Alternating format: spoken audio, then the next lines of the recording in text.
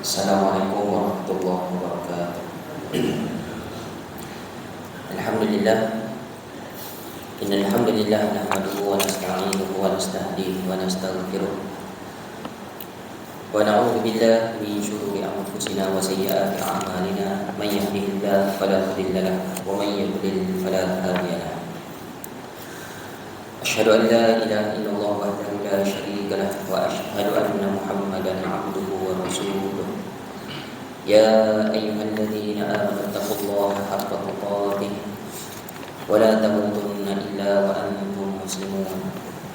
Ya ayyuhan nasu taqu rabbakum alladzi khalaqakum min nafsin wahidah wa khalaqa minha zawjaha wa bassa minhuma rijalan katsiran wa nisaa'a wattaqullaha alladzi tasaaluna bihi wal arham innallaha kana 'alaykum raqiba. Ya ayyuhalladzina amanu taqullaha wa qulu qawlan sadida yuslih lakum a'malakum wa yaghfir lakum dhunubakum wa man yuti'illaha wa rasulahu faqad faza fawzan 'azima.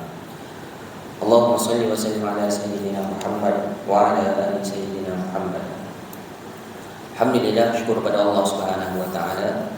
Dengan rahmat kasih sayang Allah Subhanahu wa taala diberikan umur, Allah tambah, Allah bagi kita kesempatan umur pada pagi ini. Alhamdulillah, bagi kita sihat, bagi kita masa lapang, bagi kita taufik hidayah, dapat solat berjamaah. Alhamdulillah.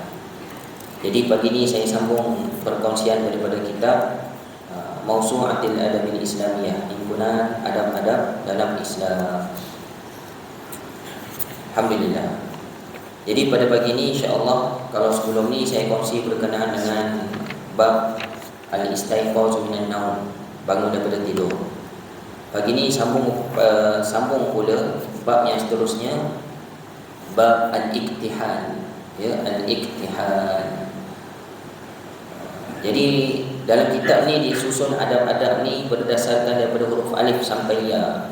Alif bata, alif saja ada berapa bab. Alif yang seterusnya al-iktihal. Iktihal ni maksudnya bercelak. Macam mana ustaz bercelak? Kita jarang bercelak. Tapi jadi saya kongsikan pagi ni sekadar ilmu kita lah. Ya. Ada orang dia tak pernah bercelak. Jadi saya akan kongsikan sejarah bagaimana Rasulullah sallallahu alaihi wasallam bercelak. Jadi Rasulullah sallallahu alaihi wasallam ni dia sentiasa bercelak, biasa bercelak. Antara hadis Rasulullah sallallahu alaihi wasallam bercelak, sabda Rasulullah sallallahu alaihi wasallam, "Iktahilu bil ismid fa innahu yajlul basar wa yumbitu sya'ar." Bercelaklah kamu dengan ismid kerana dia dapat menjernihkan pandangan dan menumbuhkan bulu mata, kata Rasulullah sallallahu alaihi wasallam. Hadis riwayat Imam Tirmizi. Ya. Jadi kata penulis yang pertama, apabila orang bercelak ni niatnya mestilah benar. Niat yang soleh, niat yang benar. Yang pertama nak ikut sunnah Nabi sallallahu alaihi wasallam. Dan Nabi bercelak ni bukan untuk bercantik, berhias, bercantik-cantik, tetapi Nabi bercelak adalah untuk berubat, untuk merawat hati. Dalam hadis ni Nabi kata, bercelaklah kamu dengan ismi, fa innahu yajlul basar, sesungguhnya dia mencernihkan pandangan, wa yumbitu sya'ar, dan menumbuhkan bulu mata. Yang kedua kata Rasulullah, alaikum bil ismi, hendaklah kamu bercelak dengan ismi, fa innahu mumbitatul lisya'ar, kerana dia menumbuhkan bulu mata, wa muzhibatul lil qaza, menghilangkan kotoran, wa musaffatul lil basar, dan menjernihkan pandangan. Jadi ada 3 kelebihan bercelak kata Rasulullah. Sebelum tu bercelak dengan ismi. Kenapa dengan ismi? Ismi itu adalah sejenis batu yang berwarna hitam, memang khas dia untuk diletakkan di dalam mata. Ya. Kalau tuan-tuan tengok cerita Arab, cerita Melayu, ada yang hitam kat sini, hitam kat atas. Itu bukan celak, itu namanya eyeshadow. Eyeshadow tu bukan celak, dia berwarna saja. Ada warna hijau, warna biru, macam-macam. Tapi celak ni macam mana? Celak ni dia letak di dalam kulit mata, ya, ditarik sikit, letak dalam kulit mata. Bila kelip dia punya serbuk batu tersebut dimasuk, memang kena mata. Sedangkan eyeshadow tujuan dia untuk kulit ni nampak merah sikit ke, nak hilangkan hitam ni sikit ke, itu eyeshadow. Jadi berbeza. Eyeshadow memang untuk berhias, nak suruh nampak mata cantik. Sedangkan bercelak ni memang untuk rawatan mata. Jadi hendaklah bercelak dengan ismit, batu ismit. Batu ismit ni dia ada antaranya yang terbaik di Parsi, di Iran. Ada juga di Morocco. Di batu berwarna hitam. Tak rosak ke mata ustaz? Letak serbuk batu pula dalam mata. Dia kena tumbuk halus lah. Yang kasar-kasar boleh luka mata. Halus je.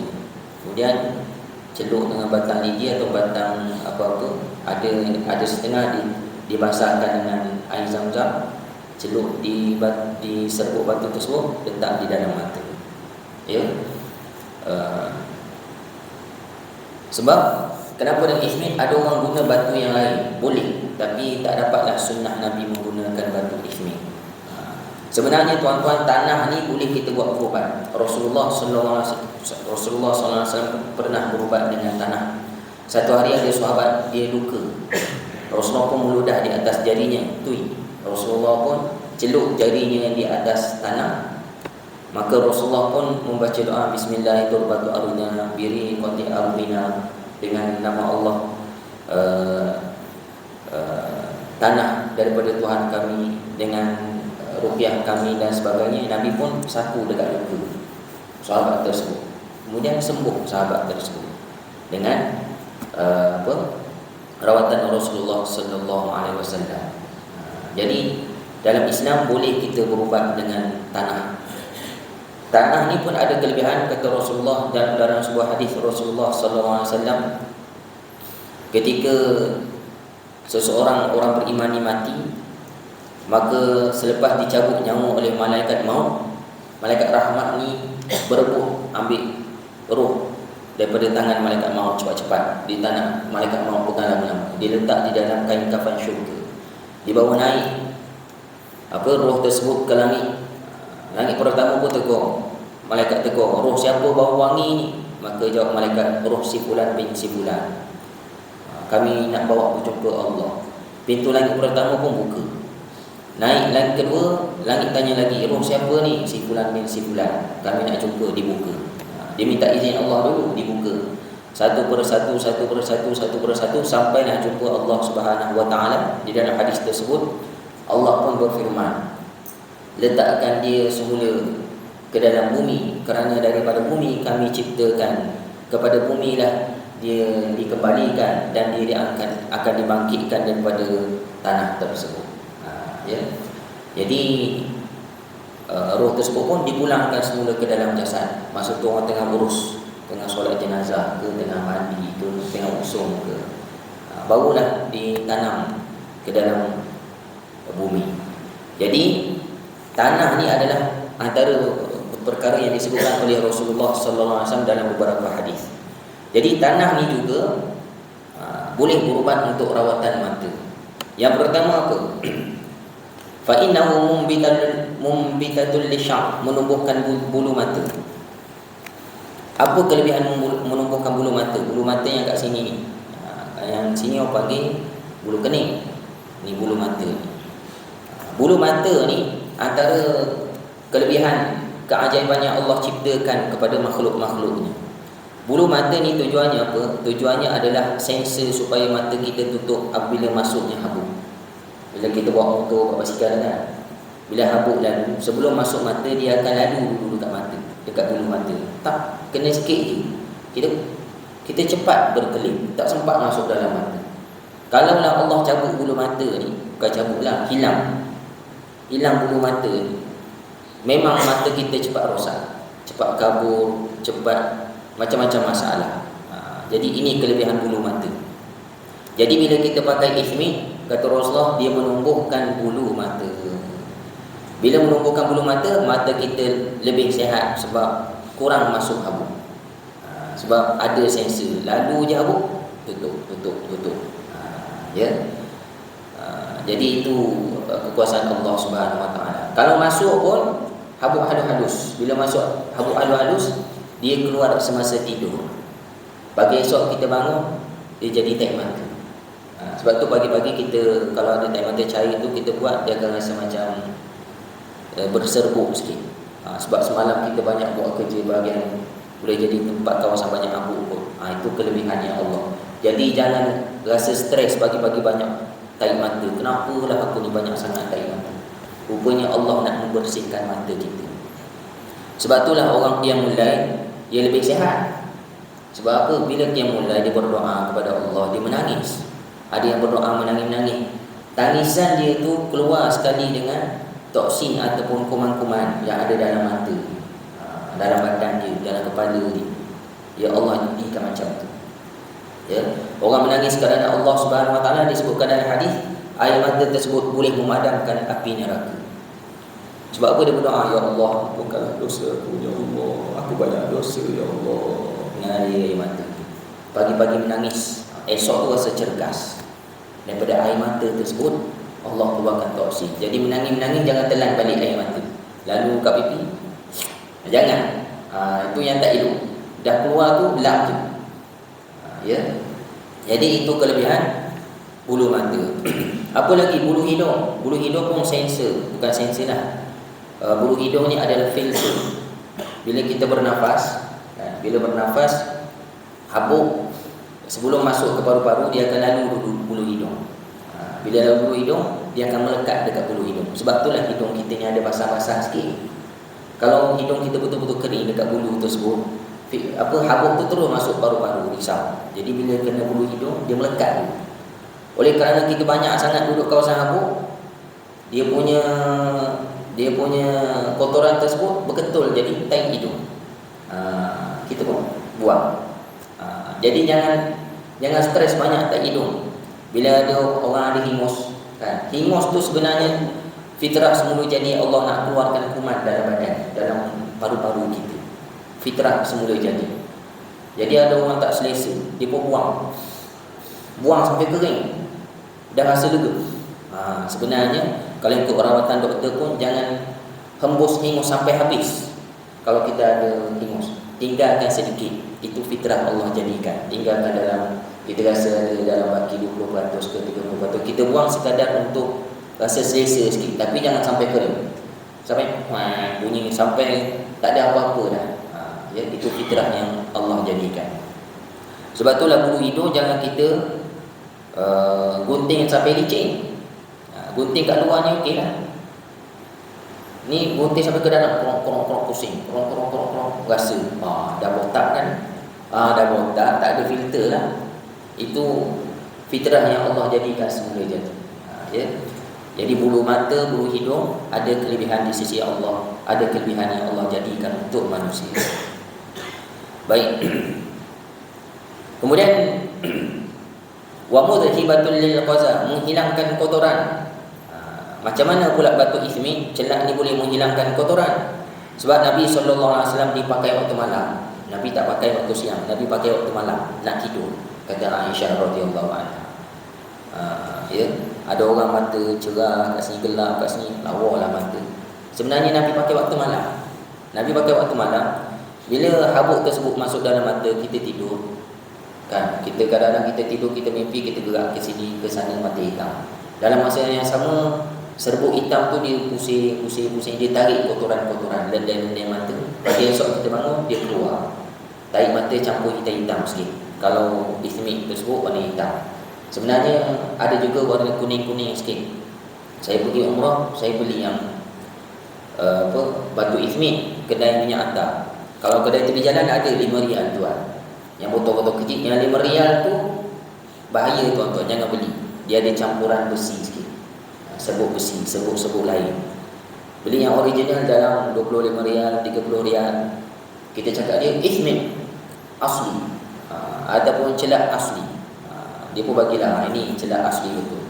Boleh juga nak beli batu seketul. Nak beli batu berapa ringgit, kita balik rumah, kita ketuk sendiri, letak dalam botol. Ya. Jadi ada versi warna hitam, ada versi warna kelabu sikit, ada versi warna coklat-coklat sikit. Kebetulan kedai saya pergi tu yang hitam habis, saya belilah. Bila letak tu tak nampak mana. tak nampak gelap, memang kelabu, tapi tujuan dia untuk rawatan mata. Kita ikut sunnah Nabi sallallahu alaihi wasallam. Jadi kata Rasulullah, wa mudhibatul lil qaza, menghilangkan kotoran pada mata tersebut. Ya.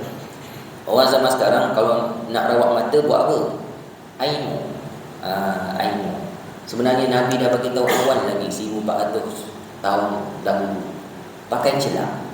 Itu sunnah Rasulullah sallallahu alaihi wasallam. Pakai daripada muda, insya-Allah sebelum tidur. Yang ketiga, wa musaffatul lil basar, menjernihkan pandangan. Menjernihkan pandangan bila mata dah sihat, habuk kurang masuk, kemudian kotoran selalu keluar, mata jernih. Orang sekarang kan dia buat apa? Nasi, tak ada masalah lah buat nasi itu. Tapi kalau dijaga daripada awal, pakai celak daripada awal seperti mana sunnah Nabi sallallahu alaihi wasallam, insya-Allah budak boleh jadi bila dah berumur nanti tak adalah masalah kabur sikit mata, sebab mata selalu bersih. Sebab keluar semua setiap pagi kotoran daripada celak tersebut. Ya, ini antara kelebihan yang disebutkan oleh Rasulullah sallallahu alaihi wasallam. Jadi tuan-tuan, bolehlah kalau nak amal cari celak daripada batu ismin. Satu hari saya tengok kawan saya pakai celak, gelap comel mata dia, nampak macam besar sekali hitam. Pakai celak apa tu? Dia bolehlah ada celak berapa puluh ringgit dia beli dekat online yang jenis batang basah-basah punya. Ya. Saya tak nak sebutlah, dia nama memang terkenal lah daripada datuk tersebut, datuk kaya tersebut. Rasa nak beli juga. Lepas tu fikir, oh ni bukan asli punya, yang Nabi punya, yang daripada batu ismit. Yang tu tengok kandungan bukan original daripada ismit. Jadi kita pakai yang memang batu tersebut. Ini kelebihan. Antara makhluk Allah yang Allah jadikan keistimewaan pada matanya adalah unta. Kalau tuan-tuan tahu, disebutkan dalam Al-Quran, Allah sebut, saya terlupa ayat tersebut. Allah kata, lihatlah bagaimana unta diciptakan. Ibni kayfa khuliqat, ayat belakang ni. Perhatikanlah kami menciptakan unta. Rupa-rupanya tuan-tuan, unta ni salah satu makhluk Allah Subhanahu wa taala. Allah jadikan mata dia ada dua lapis. Dia boleh berjalan semasa di padang pasir.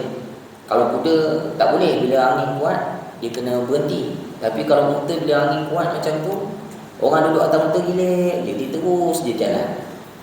Dia nampak mata manusia tak boleh buka masuk abuk, tapi dia nampak jalan mana. Rupa-rupanya mengikut kajian dia ada dua lapis mata. Ya, dua lapis kelopak mata. Satu kelopak biasa, satu lagi lapisan dalam. Lapisan tersebut luksina. Ya, bila mari habuk je dia tutup, tapi dia nampak ada satu lapisan. Bila tak ada habuk dia buka, bila ada habuk dia tutup yang tersebut. Bila nak tidur dia tutup dua kali, satu dua. Ini kelebihan Allah ciptakan makhluk unta tersebut. Ya, subhanallah. Jadi pakailah ismin. Kemudian yang seterusnya, sabda Rasulullah, kana yuhibbut tayammuna mastata'a fi tuhuri wa tanahuli wa tarajuli wa fi sya'nihi kulli. Adalah baginda ni dia suka tayammum, bersuci, memakai kasut, menyikat rambut. Semuanya Nabi mulakan daripada belah kanan. Maka daripada hadis ni kata penulis, sunat kita mulakan sebelah kanan terlebih dahulu. Ya, mulakan sebelah kanan terlebih dahulu. Kemudian kata Aisyah radhiyallahu anha, kana idza iktahla witra, adalah Nabi bila dia bercelak dia mengganjilkan bilangan. Kan 1 2 3. Kalau dia letak 3 colek lah. Kalau sekali dia tak buat 2 kali. Lepas tu berlaki pula 1 2 3. Ya, sunat. Dan adab yang seterusnya, pakailah sebelum tidur, kerana Rasulullah SAW memakai sebelum tidur untuk perawatan mata. Ya. Selesai, sikit je tuan-tuan. Kemudian masuk bab yang seterusnya. Dalam kitab ni sambungan daripada adab iktihal, bab yang seterusnya al-akl. Bab makan. Bab makan. Ya. Baik. Jadi antara fitrah manusia, kekuasaan Allah Subhanahu wa taala, Allah jadikan kita ni makhluk yang mesti makan. Ya. Semua makhluk makan. Yang tak makan antara makhluk Allah yang tak makan adalah malaikat. Malaikat memang tak makan. Dia tak ada jantina, lelaki perempuan, tak tidur, tak letih, tak ada makan. Ya. Berbeza. Kalau orang Nasrani, dia mengatakan malaikat ni adalah anak Tuhan. Anak Tuhan. Dan malaikat ni perempuan, sifatnya lembut. Sebab tu kalau tuan-tuan tengok cerita Mak Saleh, biasanya malaikat perempuan ada sayap. Perempuan dia dianggap malaikat. Sedangkan dalam Islam, malaikat ni tidak ada lelaki, tidak perempuan. Ya, memang dia ada sayap. Memang disebutkan dalam banyak hadis malaikat ni ada sayap. Dan malaikat ni kalau turun ke dunia, kalau dia melakukan tugasan, dijumpa manusia, disebutkan dalam banyak kisah Rasulullah SAW, malaikat akan menyerupai lelaki, dia tak akan menyerupai perempuan. Kan? Tuan-tuan pun pernah dengar hadis bagaimana malaikat Jibril bertemu Nabi. Malaikat Jibril belaga lutut. Malaikat Jibril tanya Rasulullah berkenaan dengan rukun iman, rukun Islam, kiamat dan ihsan. Hadis famous tu. Ya, hadis Jibril namanya. Daripada lelaki juga. Ya, malaikat jumpa Nabi Ibrahim. Malaikat jumpa Nabi Lut. Kan, malaikat jumpa Nabi Lut, malaikat jumpa Nabi Ibrahim. Nabi Ibrahim pun tak perasan juga.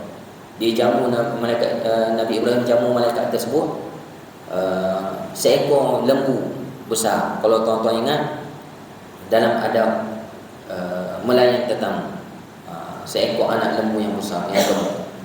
Rupanya malaikat tu tak makan. Nabi Ibrahim pun takut dah, kenapa tak makan. Barulah malaikat mengaku, aku adalah utusan Allah. Malaikat lelaki juga. Yang jumpa Nabi Lut, dia perintahkan supaya Nabi Lut pergi jauh-jauh sebab kami datang nak nak melaksanakan perintah Allah, membinasakan kaum Nabi Lut yang buat kerja LGBT. Malaikat lelaki juga. Semua malaikat-malaikat ni kalau turun, dia akan menyerupai seorang lelaki. Tapi manusia, dia wajib makan. Tak ada manusia yang tak makan. Kalau dia tahap dia makam dia tinggi macam mana pun, wajib makan. Ustaz, ada orang tu tak makan Ustaz. Dia duduk atas pokok, dia bersuluk pada Allah, berzikir ibu-ibu kali dah sekali, Allah angkat makam dia, dia tak makan. Dia makan sebiji dua je beras. Mustahil. Wajib makan. Kerana manusia yang paling tinggi makamnya adalah Rasulullah sallallahu alaihi wasallam pun makan. Rasulullah pun tidur, makam dia paling tinggi. Tak ada siapa yang boleh melawan Rasulullah SAW dari sudut makam di sisi Allah Subhanahu wa taala. Tok wali ni tak makan Ustaz, tak tidur. Mustahil. Nabi pun tidur, Nabi pun makan. Ya. Baik. Yang pertama, makan mestilah niat yang soleh, kata penulis. Niat yang benar. Innamal a'malu binniyat wa innamal likulli imri'in ma nawa, kata Rasulullah. Sesungguhnya setiap amalan itu tergantung pada niat. Jadi macam mana niat yang benar? Kalau dia makan niat kerana nak mendapatkan kekuatan untuk meneruskan ketaatan kepada Allah, maka dapat pahala. Contoh dia sarapan pagi ni, aku sarapan pagi ni sebab nak ada tenaga. Lepas ni aku nak kerja. Kerja tu amal soleh, mencari rezeki yang halal. Lepas tu aku nak solat pula. Lepas tu aku nak buat ni, nak buat ni. Semua niat yang dia nak buat tersebut bukan dosa, maka makan tersebut dapat pahala. Tapi kalau dia makan kerana niat nak melakukan maksiat, makan tersebut tak dapat pahala. Contohlah, aku makan ni sebab lapar, nak ada tenaga. Lepas ni nak jalan-jalan dengan awal. Lepas jalan-jalan pergi tengok wayang, kena makan awal sebab malam-malam kedai tak ada. Jadi niatnya nak ada tenaga untuk buat maksiat, maka makan tersebut tak dapat pahala. Ya. Jadi yang pertama, mestilah niat kerana nak melaksanakan ibadah kepada Allah Subhanahu wa taala. Alhamdulillah kita semua mudah-mudahan macam itulah. Kemudian seterusnya, wajib mencari makanan yang halal. Saya tak perlu sebutkanlah dalilnya. Kemudian wajib memenuhi undangan makan kalau kita dijemput. Sabda Rasulullah SAW, wa idza da'aka fa'ajibhu. Kalau kamu dijemput makan, penuhilah jemputan tersebut. Jadi kata para ulama, hukum memenuhi jemputan makan ni adalah sunat, kecuali walimatul urus wajib. Sebab ada hadis Nabi SAW, Nabi menyebutkan bahawa seburuk makanan adalah makanan walimah, dijemputnya orang kaya, ditinggalkan orang miskin, kata Rasulullah. Dan sesiapa yang menolak jemputan makan walimah, maka dia telah berdosa kepada Allah dan Rasulnya, kata Rasulullah SAW. Ya, hadis riwayat Imam Muslim. Jadi berdasarkan hadis tersebut, kata para ulama, jemputan makan semua sunat, tapi walimah ni dikira wajib. Makanan apa yang jemput? Contohnya akikah sunat, balik haji, nak pergi haji, anak nak sambung belajar, kesyukuran sunat. Walaupun sunat tuan-tuan, kalau kita hadir, seronok tuan rumah yang menjemput tersebut, sebab kita meraihkan jemputan ini. Adapun walimatul urus, hukumnya wajib, tetapi ada 7 syarat yang menjadikan dia tidak wajib. Walimatul urus, cuma saya ringkaskanlah pagi ni, sebab ini bukan bab walimatul urus, bukan bab jemputan makan, ini bab makan secara umum. Antara perkara yang menjadikan tak wajib, contohnya adalah yang dijemput tersebut bukan muslim, non muslim. Jadi kata para ulama tak wajib. Ini contoh dia. Antaranya lagi, kalau yang menjemput tersebut dia ni menggunakan sumber daripada benda haram untuk buat makan tersebut, jadi tak wajib. Contohlah dia menang nombor ekor 100,000 ringgit. Jemputlah walimah, alhamdulillah, sebab besar-besaran, sebab saya menang nombor ekor beberapa hari lepas. Dia cakap jelas macam tu, maka tak wajib hadir. Tapi kalau tak jelas, contohnya dia kerja polis lah, prebek je, tapi duit banyak, rumah besar, kereta besar, mana dapat duit ni? Ke duit tahan lori malam-malam. Kita bersangka macam tu. Jangan bersangka-sangka, pergi je. Boleh jadi duit tersebut duit daripada waris dia, keturunan dia, mak ayah dia orang kaya. Jangan kita bersangka-sangka, pergi saja. Ini kalau jelas dia mengaku. Pernah di Terengganu lah, di tempat saya dulu, Felda, ada orang ni menang nombor, dia buat kenduri malam tersebut, tapi bukan walimatul urus lah, kenduri selamat, doa selamat. Masya Allah, macam mana kau menang, kenapa? Alhamdulillah, syukur, menang banyak juga, dekat 100,000. Dia buat kenduri tu. Jadi kalau dia mengaku macam tu, tak boleh tuan-tuan. Harta tersebut harta haram, tak boleh kita makan benda yang haram. Baik, guru saya pernah, dia cerita kat saya, guru tahfiz lah, Ustaz Faizal. Dia kata, saya ada seorang kawan yang Ustaz, saya kawan daripada sekolah rendah, sekolah menengah, lepas tu tak jumpa dah. Memang kawan baik sungguh dengan dia. Lepas tu dia pergi Mesir, kawan dia belajar Eropah lah.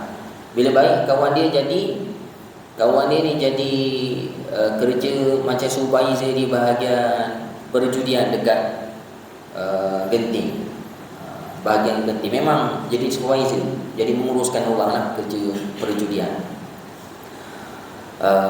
Maka sebab saya masih lagi berkawan dengan dia, tak nak putus hubungan, sebab dia orang Islam, cuma dia kerja bahagian tu je, dia bukan bidang agama. Saya habis belajar SPM, masuk bidang agama, dia bidang lain. Tapi kami masih jaga perhubungan. Satu hari dia buat hari jadi anak dia. Memang setiap kali hari jadi anak dia akan jemput. Saya pun pergilah. Memang harta dia sebut, gaji dia memang gaji daripada sumber yang haram. Memang jelas bahagian judi. Dia pun mengaku. Ustaz tak ajak dia, tak nasihat dia ke supaya keluar daripada kerja tersebut. Dah banyak kali nasihat. Dia kata tak ada kerja sekarang, susah nak cari kerja. Macam mana nak buat? Kau doa-doalah kat aku. Jadi saya tak nak putus hubungan, saya pun pergilah. Saya tahu makanan dia tersebut haram sebab daripada sumber haram. Dia buat majlis makan hari jadi untuk anak dia. Jadi ustaz buat macam mana? Ustaz makan ke? Saya bawa anak saya meraihkan anak dia, tapi saya siap bawa bekalan daripada rumah. Bihun goreng, bihun Singapura, nugget, apa semua. Dia hadiah lah. Sampai rumah kawan dia, dia letak atas meja macam potluck. Makanlah, tapi dia pesan dalam kereta. Ingat pesan ayah, jangan makan makanan uncle sekian, makan makanan kita je. Kita pergi nak meraihkan. Macam tu. Betapa dia nak jaga hubungan. Itu yang saya semua dengar. Dia tak nak putus hubungan, dia jaga hubungan. Jadi setiap tahun macam tu lah dia pesan ke anak dia pun faham makan makanan yang dia bekal sahaja. Lama sikit dia pun cerita, alhamdulillah kawan dia tersebut dah berhenti dah kerja halal macam ni. Ini pentingnya sahabat tuan-tuan. Jangan tinggalkan kawan-kawan kita yang dalam kerja tak elok ataupun dalam masalah. Teruskan bersahabat dan nasihatlah dia. Lama-kelamaan sampailah hidayah kepada dia. Baik. Kemudian antara walimah lagi wajib kita hadir kecuali kalau kita ada urusan yang lain. Urusan yang lebih wajib. Kita kerja jaga siang. Tak boleh tinggal bos kita. Minta izin bos nak tinggal sekejap pun tak boleh. Walimah pula waktu siang. Jadi tak boleh lah. Itu contoh dia. Antaranya lagi, kalau jemputan tersebut jemputan umum wajib, tapi kalau jemputan khusus tak wajib. Silam. Kalau jemputan khusus wajib, jemputan umum tak wajib. Jemputan khusus macam ni, dia hantar WhatsApp, Tuan Haji jemputlah datang walimah saya. Dia sebut nama kita, maka jadi wajiblah jemputan khusus. Kalau jemputan umum, kadang-kadang masjid surau dia tulis whiteboard kat luar, walimah hari ini daripada haji sekian dijemput semua orang surau hadir. Itu jemputan umum, dia jadi sunat. Hadir boleh, tak hadir boleh. Hadir lebih baik, dia tak jadi wajib. Sekali Cik Mat yang jemput tersebut lepas semayang jumpa kita, Dek, datang kenduri aku je, jadi wajib. Dia dah salam dengan kita, kan? Dia dah salam, dia tersebut secara mulut. Jadi yang ini antara hukum-hukum. Antaranya lagi jemputan walimatul urus ni wajib, tetapi dia jadi tak wajib kalau majlis tersebut ada maksiat. Maksiat macam ni, kita dah pergi dah. Bila parking kereta, pergi tengok daripada jauh, nampak ada pentas, ada wanita berjoget. Ya, selamat pengantin baru, ting ting ting ting. Kan? Wanita berjoget mendedahkan aurat, maka kita boleh patah balik. Sebab ada maksiat. Tapi ustaz, saya lapor lah ustaz nak makan, silakan. Dia bukan haram, cuma tak jadi wajib. Nak makan pergi makan, tak ada masalah. Saya tak nak tengok dia dari apa nak makan, saya nak makan je boleh. Tetapi kata para ulama, bagi orang-orang alim, rujukan masyarakat orang Islam, maka jangan hadir majlis yang ada maksiat, sebab dia jadi contoh tauladan. Kita pula mufti, kita pula ustaz, nampak dah berjoget-joget itu dia dah aurat, kita pun pergi juga. Orang pun bersembang, boleh ke buat majlis macam ni? Buat majlis tapi ada joget-joget, dia dah aurat ni, ada lompat-lompat, joget-joget, pakai seksi-seksi. Takkan tak boleh, sekali seumur hidup je. Tak boleh ikut hukum ni. Tu ustaz ada tu, boleh lah tu ustaz datang. Sudah. Jadi sebab itulah kata para ulama, para rujukan agama dalam masyarakat jangan hadir majlis yang ada maksiat. Contohnya apa lagi? Arak, kalau ada sekarang tak ada arak lah. Joget tu ada kadang-kadang. Ya. Saya pernah lah pergi satu majlis terkenal lah. Jemput, sebab walimatul urus ni wajib. Lepas main Zuhur tu dia jemput awal lagi. Saya pun pergi, pakai jubah molek ni, jadi imam ni semayang Zuhur. Pergi majlis dia, oh ustaz, terima kasih datang ustaz. Dia pun tarik tangan saya. Saya nak makan kat belakang sikit, sebab saya datang seorang. Belakang orang tak nampak kan. Kalau makan VIP, malu-malu sikit nak tambah. Kalau makan belakang boleh tambah ikut suka hati je. Ambil lauk mana yang kita suka. Dia pun tarik saya duduk meja VIP di depan, berteman dengan seorang datuk. Macam ustaz makan. Jadi kat VIP depan ni dia dah ada makanan atas meja kan. Tengah makan tu DJ kata dijemput kepada wakil daripada pihak perempuan daripada Johor, keluarga perempuan, untuk mempersembahkan tarian tradisional dia Asuka. Sebelah saya dia pun datang berformat lah, 5-6 orang berbaris, lepas tu berjoget. Jadi yang wanita tersebut ada dedakan aurat lah, rambut semua, pakai ketat sikit, macam zamping sikit berjoget. Saya makan, orang duk tengok semua, saya duk bahagian depan. Malu tuan-tuan. Sebab kata para ulama, kalau ada maksiat, wakil agama pada rujukan jangan duduk depan, dia jadi fitnah. Mana tahu masing-masing boleh ke buat joget-joget macam ni? Ada sekali setahun je, tak boleh. Tu imam fahmi ada depan, sudah. Start daripada itu, bila ada walimatul urus, saya tak nak pakai jubah. Saya pakai baju biasa, kan, supaya tak nampak sangat ustaz, takut ada macam tu lah. Ya, jadi janganlah tuan-tuan, bila kita buat majlis, sebenarnya walimatul urus ni besar pahala di sisi Allah. Sebab kita membina masjid, menyatukan dua insan daripada dia berzina, kita buat dia jadi halal.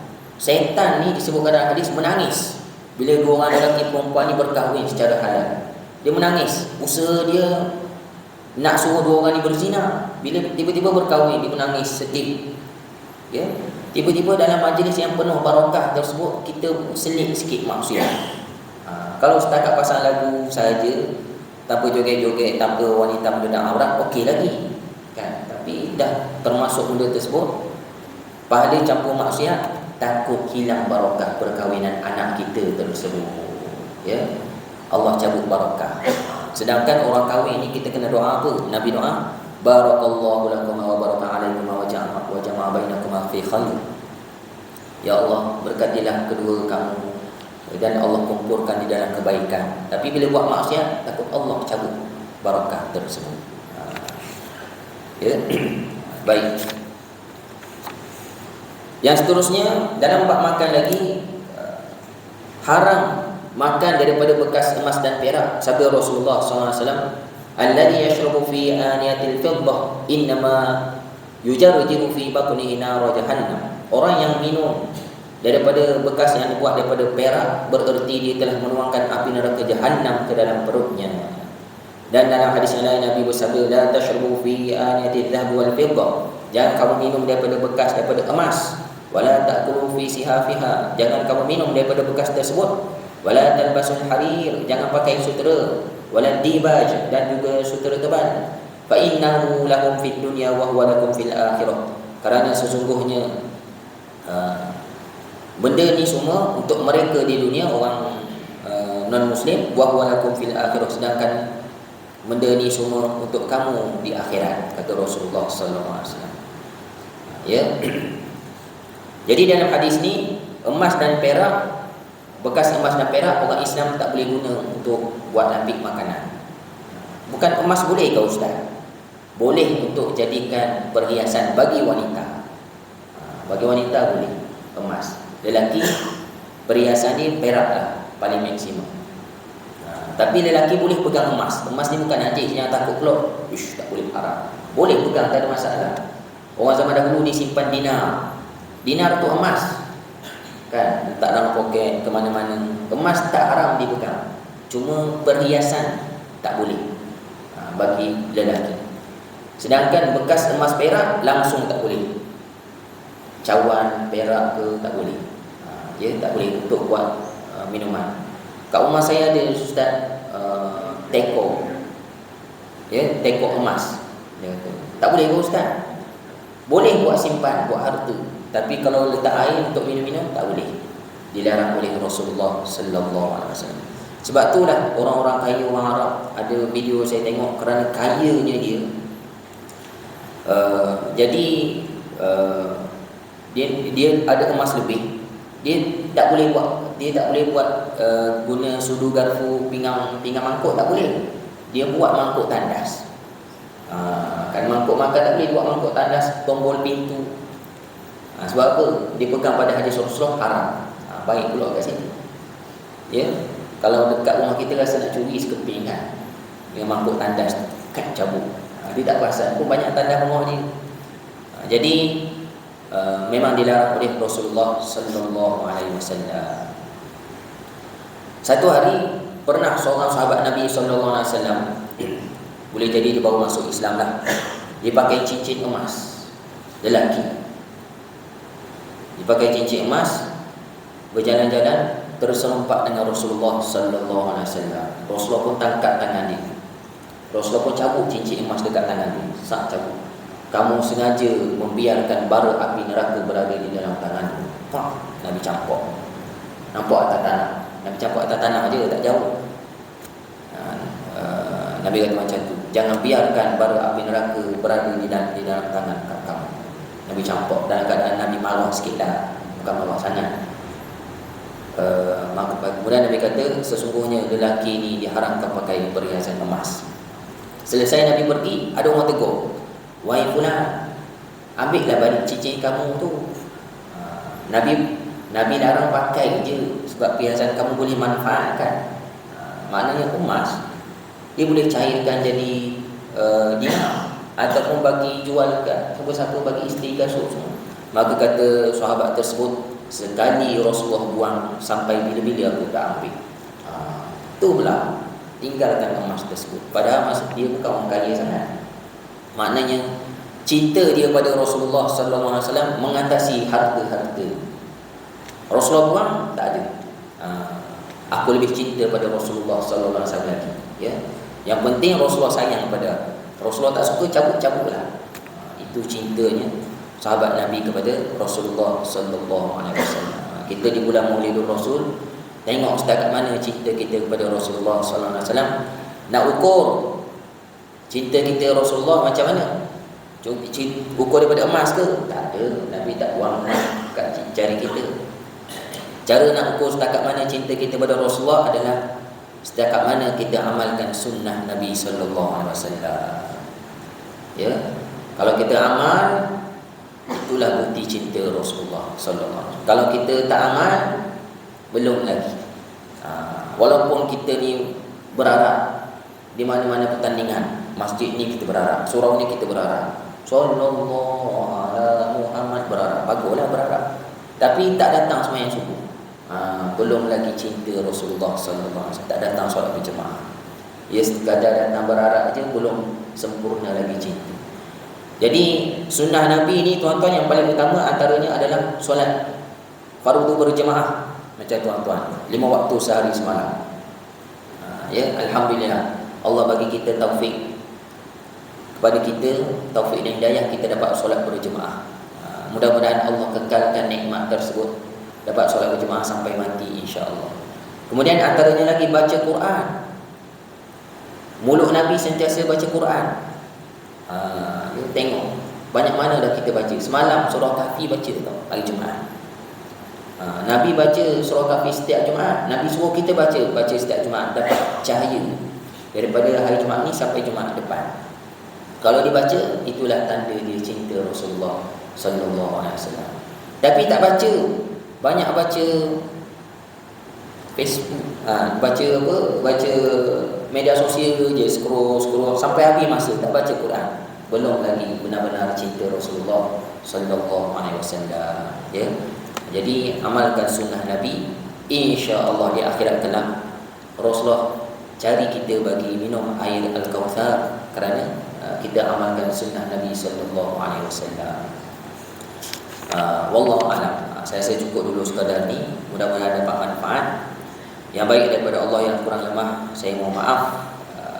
Mudah-mudahan kita dapat, Allah bagi taufik hidayah kepada kita dapat amalkan sunnah Nabi sallallahu alaihi wasallam.